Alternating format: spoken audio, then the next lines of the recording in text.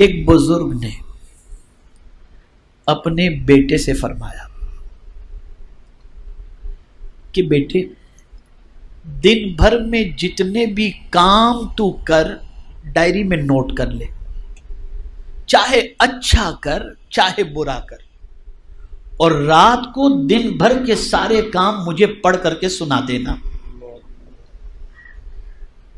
بچے نے کہا ٹھیک ہے۔ اب ظاہر سی بات ہے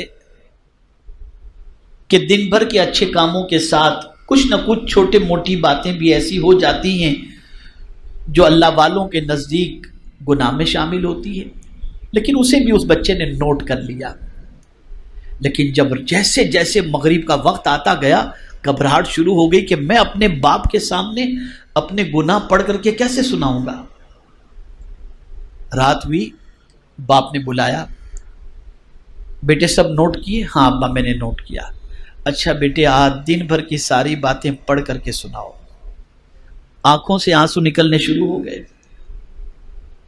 ابا میں اس کی ہمت نہیں رکھتا، میرے سے کچھ نیکیاں بھی ہوئی ہیں اور کچھ غلطیاں بھی ہوئی ہیں۔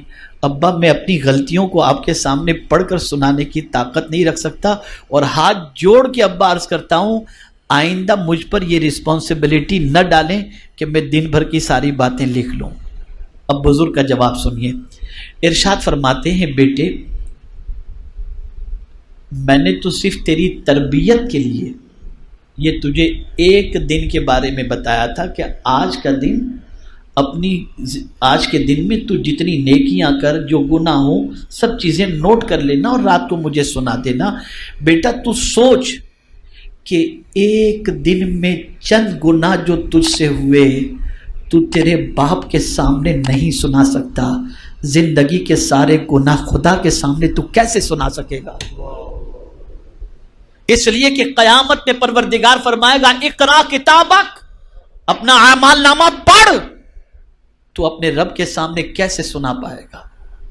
میں پوچھنا چاہتا ہوں کیا کبھی یہ تصور بھی ہمارے ذہن میں آیا؟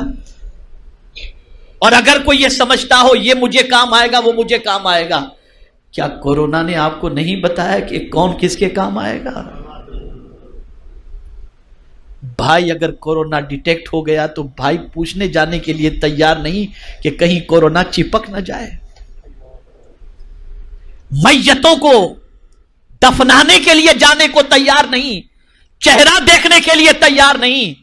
میں سمجھتا ہوں قیامت سے پہلے یہ چھوٹی قیامت آئی اور بتا دیا گیا سنو وہاں کوئی کسی کا نہیں ہوگا، وہ تمہیں سمجھ میں نہیں آ رہا تھا، آج دنیا میں ذرا دیکھ لو کوئی تمہیں کام آ رہا ہے۔ اگر آج بھی ہماری آنکھیں نہیں کھلتی تو میں سمجھتا ہوں کہ تباہی اور بربادی سے دنیا کی کوئی طاقت ہمیں روک نہیں سکتی، کوئی طاقت